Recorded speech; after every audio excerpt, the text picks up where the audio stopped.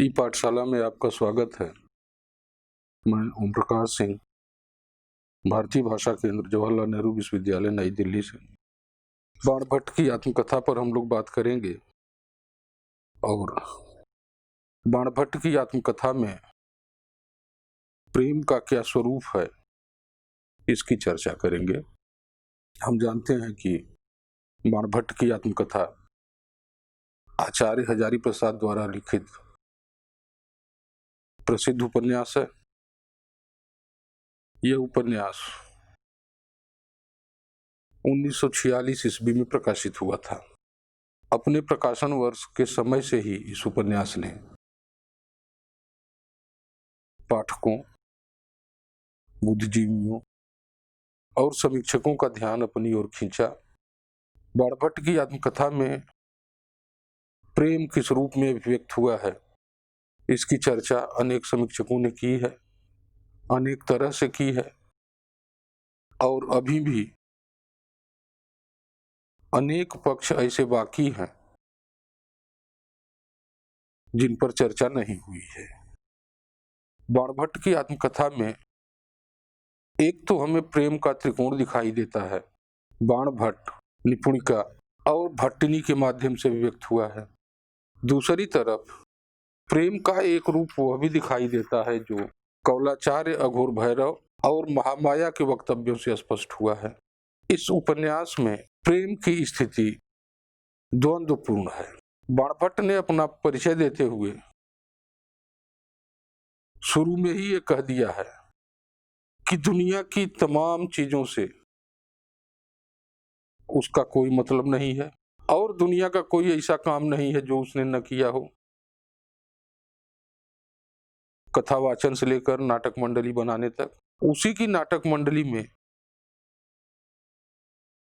काम करने वाली एक स्त्री पात्र निपुणिका थी, जिसे द्विवेदी जी न्यूनिया के नाम से पुकारते हैं। और निपुणिका या न्यूनिया परिचय जो उसका द्विवेदी जी ने दिया है कि वह वैसे थी, विधवा थी। अनेक परेशानियों के झेलने के बाद वह बाण की नाटक मंडली में आई थी और नाटक मंडली में काम करते हुए उसे बाण से प्रेम हो गया था। निपुणिका तो बाण से प्रेम करती है, लेकिन बाण निपुणिका से प्रेम करता है इसका आभास तो मिलता है, लेकिन उसने कहीं इसे स्पष्ट नहीं होने दिया है। निपुणिका अनेक तरह की कोशिशों के द्वारा अपने प्रेम को अभिव्यक्त करना चाहती है, व्यक्त करना चाहती है, और बाण हमेशा उसे तरह देता रहता है, इग्नोर करता रहता है। ऐसा ही एक अवसर है जिस दिन निपुणिका ने यह निश्चय कर लिया था कि आज मैं बाण के प्रति अपने प्रेम का निवेदन करूंगी। उस दिन के नाटक में उसने जी जान लगा करके अभिनय किया और अपने अभिनय से यह स्पष्ट करना चाहा या अपने अभिनय से बाण के प्रति अपने प्रेम को स्पष्ट करना चाहा। निपुणिका ने तो फूलों भरी अंजुलि के माध्यम से अपने प्रेम को व्यक्त कर दिया और सोचा कि इसे बाण समझ गया होगा, लेकिन जब वो नेपथ्य में जाती है तो बाण के अट्टहास को देख करके सहम जाती है और उसे लगता है कि यह व्यक्ति तो सचमुच ही बंड है, इसने मेरे प्रेम को समझा नहीं। और वह उसी दिन या उसी रात बाण की नाटक मंडली छोड़ करके भाग जाती है। बाण भी इधर उधर घूमता रहा। घूमते हुए वह स्थानीश्वर नामक नगर में पहुंचा 5-6 सालों के अंतराल पर, जहां उसकी भेंट पुनः न्यूनिया से होती है। और तब निपुणिका पान की दुकान करती थी, पान बेचने का काम करती थी। द्विवेदी जी ने एक बड़ा सुंदर वाक्य कहा है कि निपुणिका पान कम बेचती थी, मुस्कान ज्यादा बेचती थी। बाण से भेंट होने के बाद निपुणिका उसे एक बड़े राजनीतिक कार्य में लगाना चाहती है। तुवर मिलिंद की कन्या भट्टिनी छोटे राजकुल में बंदी थी। चूंकि बाण अभिनय कला में निपुण था, इसलिए वह चाहती है कि बाण स्त्री रूप में अंतःपुर में चल करके भट्टिनी का उद्धार करे। वो बाण से बात करती है, बाण तैयार हो जाता है और दोनों के प्रयास से भट्टिनी का उद्धार होता है। उपन्यास में जो प्रेम का दर्शन आया है या जिस प्रेम दर्शन की बात की गई है, वह प्रेम दर्शन भी दो तरह का है। एक तो प्रेम दर्शन वह है जो बाणभट्ट का है, जो अव्यक्त रहता है। दूसरी तरफ या दूसरा प्रेम दर्शन न्यूनिया, महामाया और कौलाचार्य अघोर भैरव का है। पूरे उपन्यास में यह चर्चा विद्यमान है कि नारी शरीर को किस रूप में देखा जाए। बाणभट्ट नारी शरीर को किसी अज्ञात देवता का मंदिर मानता है। वह उपासना तो कर सकता है, भक्ति तो कर सकता है, लेकिन प्रेम नहीं कर सकता। दूसरे शब्दों में हम कहें तो बाणभट्ट का प्रेम दर्शन अशरीरी, भावनात्मक और प्लेटोनिक है। महामाया, अघोर भैरव, इनके माध्यम से जो प्रेम दर्शन हमारे सामने आता है वह शरीरी और संकोच रहित है। कोई संकोच उसमें नहीं है। आप देखेंगे कि महामाया अपने विचारों को लेकर प्रगल्भ है और बाणभट्ट विनम्र है। महामाया विचार प्रस्तुत करती है और बाणभट्ट अपने विचारों का निर्वाह करता है। ये दोनों के प्रेम में या प्रेम दर्शन में दोनों के ये अंतर है। एक प्रश्न उठाया गया था, बार बार जिस पर चर्चा होती है कि बाणभट्ट का प्रेम वह चाहे भट्टिनी के प्रति हो चाहे निपुणिका के प्रति हो, उस प्रेम में प्रेम की भावना कम, उद्धार की भावना ज्यादा है। न्यूनिया उसकी नाटक मंडली से भाग करके स्थानेश्वर में पान बेच रही थी। वह न्यूनिया के उद्धार की कोशिश करता है, साथ ही साथ सबसे बड़ा प्रश्न तो उसके सामने भट्टिनी के उद्धार का है। छोटे राजकुल में वेश बदल कर वह जाता है और भट्टिनी का उद्धार करता है। लेकिन बाण के अगर प्रेम दर्शन को हम समझना चाहें तो वह एक जगह कहता है, उपन्यास में द्विवेदी जी ने लिखा कि मेरी मंडली की स्त्रियां पुरुषों की अपेक्षा अधिक सुखी थीं। बहुत छुटपन से ही मैं स्त्री का सम्मान करना जानता हूं।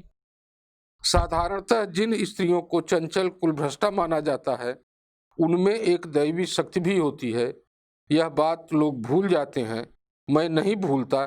मैं स्त्री शरीर को देव मंदिर के समान पवित्र मानता हूं। उस पर की गई अननुकूल टीकाओं को मैं सहन नहीं कर सकता। ये बाणभट्ट का दर्शन है, स्त्री शरीर को लेकर है, स्त्री देह को लेकर है। और संयोग ऐसा बनता है कि उसके प्रेम प्रसंग भट्टिनी और न्यूनिया दोनों से जाकर जुड़ते हैं। दोनों में अंतर है। न्यूनिया अपने प्रेम को अभिव्यक्त कर देती है, लेकिन भट्टिनी बाण के प्रति उसका जो लगाव है, जो अनुराग है, उस अनुराग को वह सामने नहीं आने देती। मतलब दोनों पक्षों में प्रेम की भावना तो दीप्त है, लेकिन यह प्रेम की भावना कहीं स्पष्ट नहीं होती और न ही उपन्यासकार उसको स्पष्ट करना चाहता है।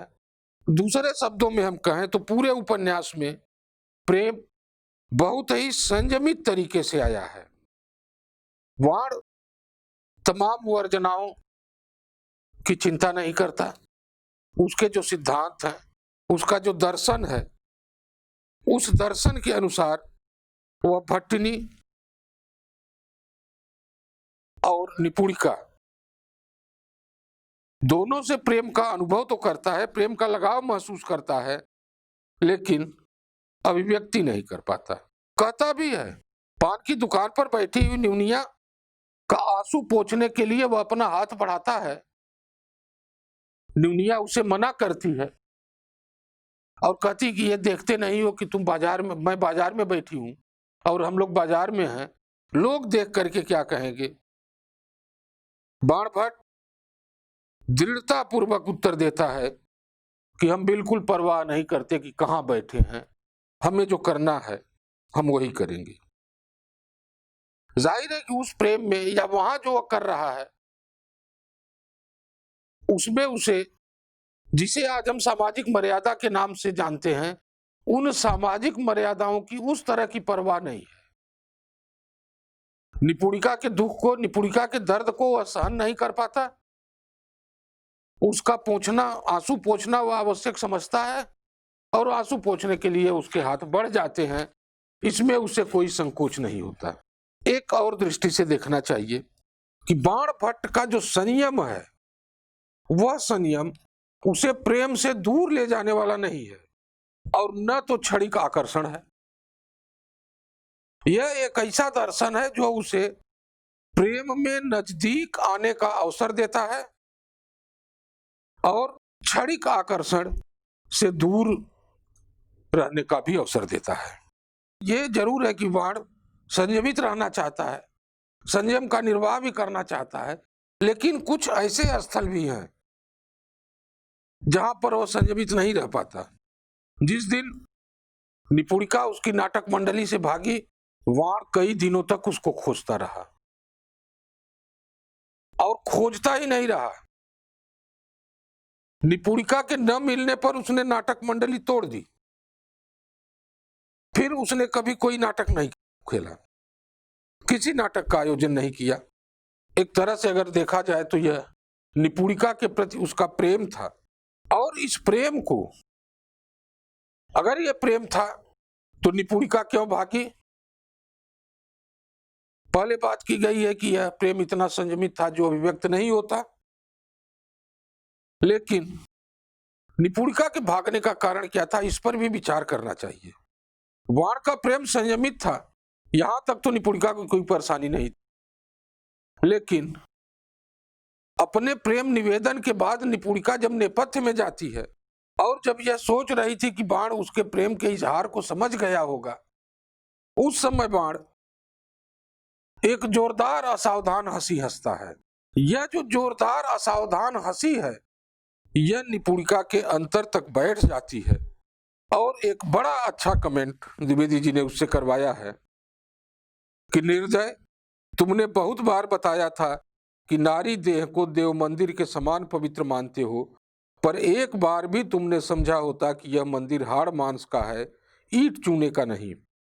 जिस क्षण मैं अपना सर्वस्व लेकर इस आशा से तुम्हारी ओर बढ़ी थी कि तुम उसे स्वीकार कर लोगे, उसी समय तुमने ऐसी आशा को धूलिसात कर दिया। उस दिन मेरा निश्चित विश्वास हो गया कि तुम जड़ पाषाण पिंड हो, तुम्हारे भीतर न देवता है न पशु है, एक अडिग जड़ता। मैं इसीलिए वहां ठहर नहीं सकी। इस अडिग जड़ता को तोड़ने का प्रयास न्यूनिया लगातार करती है, और न्यूनिया ही नहीं, न्यूनिया की तरह जो अपहृता राजकुमारी भट्टिनी है, भट्टिनी का व्यक्तित्व एक सामाजिक राजनीतिक महत्व का व्यक्तित्व है। उसका उद्धार देश के उद्धार से जुड़ा हुआ है। बाणभट्ट का जो स्वरूप है, जो चरित्र है, उस चरित्र को वह बहुत अच्छी तरह से समझती है। उसी समझने का परिणाम है कि वह एक जगह कहती है कि तुम इस म्लेच्छ कही जाने वाली जाति के चित्त में संवेदना का संचार कर सकते हो, उन्हें स्त्रियों का सम्मान करना सिखा सकते हो, बालकों को प्यार करना सिखा सकते हो। भट्ट, भव कानन पारिजात हो तुम, इस मरुभूमि के निर्जर हो। वाणी जिस तरह से अबलाओं में भी आत्मविश्वास का संचार करती है, तुम्हारी छाया पाकर अबलाएं भी इस देश की सामाजिक जटिलता शिथिल कर सकती है। भट्टिनी ने बाण के प्रेम को इस रूप में देखा था। एक और मुद्दे पर मैं बात करना चाहूंगा कि ये जो इसमें प्रेम का कार्य व्यापार चल रहा है, यह कार्य व्यापार, इस कार्य व्यापार के लगाव का मूल कारण शरीरी न होकर समर्पण और राजनीतिक है। बाण भट्टिनी को बचाना चाहता है, इसलिए नहीं बचाना चाहता कि वह उससे प्रेम करता है, इसलिए बचाना चाहता है कि भट्टिनी का उद्धार भारतवर्ष का उद्धार होगा। भट्टिनी के प्रति वह इसीलिए समर्पित है कि भट्टिनी के माध्यम से वह देश का राजनीतिक उद्धार करना चाहता है। कह सकते हैं कि भट्टिनी के प्रति उसका लगाव, उसका समर्पण राजनीतिक लक्ष्य के प्रति ही समर्पण है, किसी और दूसरे लक्ष्य के प्रति नहीं।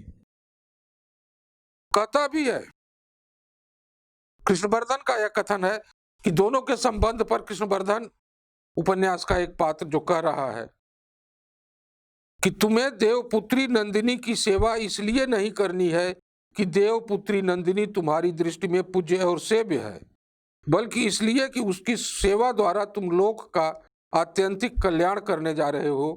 कुमार का यह कथन भट्ट के लिए सलाह या उपदेश नहीं है, बल्कि उसके संकल्प की अभिव्यक्ति मात्र है। द्विवेदी जी जगह पर यह स्पष्ट करना चाहते हैं कि बाण का जो प्रेम है वह एक बड़े लक्ष्य को लेकर है और उस बड़े लक्ष्य के सामने उसकी सारी व्यक्तिगत आशाएं, इच्छाएं नगण्य हैं। एक और पक्ष की ओर चलिए तो इस उपन्यास के अधिकांश पात्र महावराह के उपासक हैं। भट्टिनी महावराह की उपासना करती है, निपुणिका महावराह की उपासना करती है, बाण महावराह का उपासक है, सम्मान करता है। एक स्थल है उपन्यास में जहां कौलाचार्य अघोर भैरव बाण से पूछते हैं कि अगर विपत्ति आ जाए, कोई कठिनाई आ जाए, तो वह पहले महावराह को बचाएगा या भट्टिनी को बचाएगा। बाण बड़ा सही वहां कहता है, बड़ा स्पष्ट स्पष्टीकरण देता है कि प्राण देकर मैं भट्टिनी को बचाऊंगा। कौलाचार्य हंसते हैं और बाण से यह पूछ बैठते हैं कि क्या तुम में इतना साहस है कि तुम महावराह को बचा सकते हो? जिसने पृथ्वी को अपने दांतों पर धारण कर रखा है, उसके उद्धार की कल्पना तुम कर रहे हो? भट्टिनी को बचाना, बाण तो ये कहा गया था, लेकिन उसका स्पष्टीकरण फिर है कि यह बात जो मैं कहा गया था, मुझे ऐसा लगा कि कोई मुझसे बुलवा रहा है, मैं अपने से नहीं बोल रहा हूं, यह कोई बुलवा रहा है। बड़ा महत्वपूर्ण वाक्य है। इस महत्वपूर्ण वाक्य के माध्यम से क्या यह स्पष्ट नहीं हो जाता कि यह बाण का प्रेम ही है जो उससे बुलवा रहा है कि वह भट्टिनी को बचाएगा? और संयोग देखिए कि ऐसा अवसर घटित भी हो जाता है। भट्टिनी को लेकर के बाण जब मगध की ओर चलता है तो चरणार्थ दुर्ग चुनार के आसपास नौका पर डाकुओं का आक्रमण हो जाता है और भट्टिनी घबराकर गंगा में कूद पड़ती है, निपुणिका भी कूद जाती है। बाण भट्टिनी को बचाने के लिए गंगा में कूदता है और उसे जब सतह पर ले आता है तो उसे लगता है कि भट्टिनी तो फिर डूबी जा रही है। क्यों डूब रही है भट्टिनी बार बार? इस कारण कि जब वह तलाश करता है तो वह देखता है कि भट्टिनी अपने बगल में महावराह की पाषाण प्रतिमा दबाए हुए है। वह असमंजस में पड़ जाता है कि महावराह जो भट्टिनी के उपासक, महावराह जिनकी भट्टिनी उपासक है, क्या उस महावराह को भट्टिनी से पृथक कर दिया जाए? और इस द्वंद्व की स्थिति में वो निर्णय लेता है कि भट्टिनी की प्राण रक्षा के लिए आवश्यक है कि महावराह को उससे अलग किया जाए। महावराह की प्रतिमा को वह भट्टिनी से हटा देता है और भट्टिनी को बचा करके भट्टिनी को बचाकर बाहर ले आता है। वहीं से वे लोग भद्रेश्वर में लोरिक देव की शरण में चले जाते हैं। कहना मैं ये चाहता हूं कि बाणभट्ट की आत्मकथा में प्रेम एक तरफ तो शरीरी है, दूसरी तरफ भक्तिमय भी है। और इस भक्तिमय या इस शरीरी द्वंद्व में, प्रेम के द्वंद्व में आप देखेंगे कि बाणभट्ट उद्धार का विकल्प चुनता है। वह निपुणिका का उद्धार करना चाहता है, सुचरिता का उद्धार करना चाहता है, भट्टिनी का उद्धार करना चाहता है। यह जरूर है कि वह कहीं ये नहीं कहता, अपने प्रेम को इस रूप में परिभाषित नहीं करता कि वह उन महिलाओं का उद्धार करना चाहता है। लेकिन एक चीज, कहीं हमें ऐसे ऐसे वाक्य मिल जाते हैं, जैसे एक जगह पर बाण ने कहा कि मैं तुझे कीचड़ में छोड़कर नहीं जा सकता। मतलब कहीं ना कहीं किसी का सामाजिक उद्धार है, किसी का राजनीतिक उद्धार है। बाण के यहाँ जो प्रेम है, उस प्रेम में उद्धार की भावना अधिक है। द्विवेदी जी ने और एक जगह कहा है, हम जानते हैं कि बाणभट्ट की आत्मकथा पर कादंबरी की छाया है। कादंबरी में प्रेम की अभिव्यक्ति में एक प्रकार की दृप्त भावना है, परंतु इस कथा में सर्वत्र प्रेम की व्यंजना गूढ़ और अदृप्त भाव से प्रकट हुई है। ऐसा जान पड़ता है कि एक स्त्री जनोचित लज्जा सर्वत्र उस अभिव्यक्ति में बाधा दे रही है। यह स्त्री जनोचित लज्जा भट्टिनी में भी है, निपुणिका में भी है, सुचरिता में भी है। यह भक्ति भावना जो है, हमें एक और दृष्टि से देखना चाहिए कि महावराह उपन्यास के पात्र या तो महावराह के उपासक हैं या तो भागवत धर्म में आस्था रखने वाले हैं। हालांकि इसके प्रेम का महत्व स्त्री मुक्त के तहत स्त्री के प्रति बदलते दृष्टिकोण में निहित है,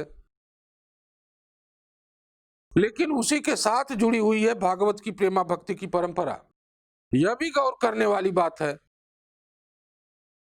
कि भागवत भक्ति में जिस तरह सूर के यहाँ कृष्ण की प्रेमा भक्ति में गोपियां मगन हैं और अपनी अभिव्यक्ति कर पा रही हैं, उस तरह की अभिव्यक्ति हमें बाणभट्ट की आत्मकथा में नहीं मिलती। हम कह सकते हैं कि बाणभट्ट की आत्मकथा की पूरी परिकल्पना कृष्ण भक्ति की निगूढ़ भावना में विन्यस्त की गई है, नामोर जी का वाक्य है। लेकिन कृष्ण भक्ति का वह स्वरूप नहीं है जो सूर के यहाँ है। द्विवेदी जी ने जिस काल में यह उपन्यास लिखा था, छायावाद के अवसान का काल था, और छायावाद में भी नारी और प्रेम को लेकर के बहुत गहराई से विचार हुआ है।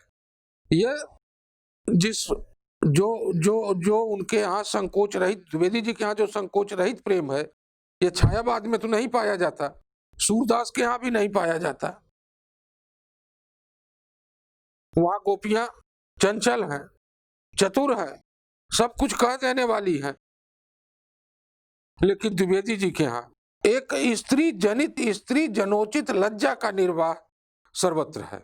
यह कहना अनुचित न होगा कि बाणभट्ट की प्रेम संवेदना पर भागवत की प्रेमा भक्ति के साथ साथ छायावाद की भक्ति पद्धति, प्रेम पद्धति और द्विवेदी जी के अपने समय का प्रभाव भी दिखाई देता है। छायावाद की जो शुष्क श्रद्धा थी,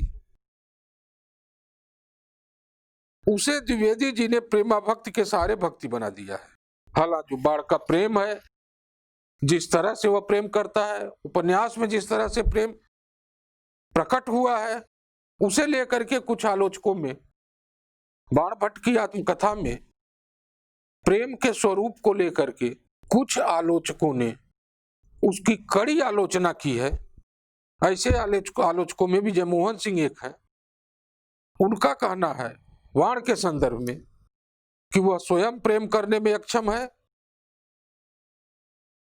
प्रेम के बारे में उसकी व्याख्याएं अपनी इस अक्षमता को छिपाने वाली शुद्धतावादी व्याख्याएं हैं। इस तरह के विचार भी उपन्यास के बारे में और उपन्यास में अभिव्यक्त प्रेम के बारे में आए हैं। सब मिलाकर के यह कहा जा सकता है कि बाणभट्ट की आत्मकथा स्त्री पुरुष संबंधों के एक विशिष्ट रूप को रूपायित करता है इसमें जो प्रेम का स्वरूप और प्रेम संवेदना जिस रूप में आई है वह भी एक विशिष्ट तरह की है। इस उपन्यास में अभिव्यक्त प्रेम संबंध संवेदना का आधार यह विश्वास है कि पुरुष द्वारा स्त्री के प्रति दायित्व का निर्वाह उसे प्रेम करने का श्रेष्ठ प्रकार है। बाणभट्ट की आत्मकथा में प्रेम के स्वरूप को इसी रूप में देखना चाहिए।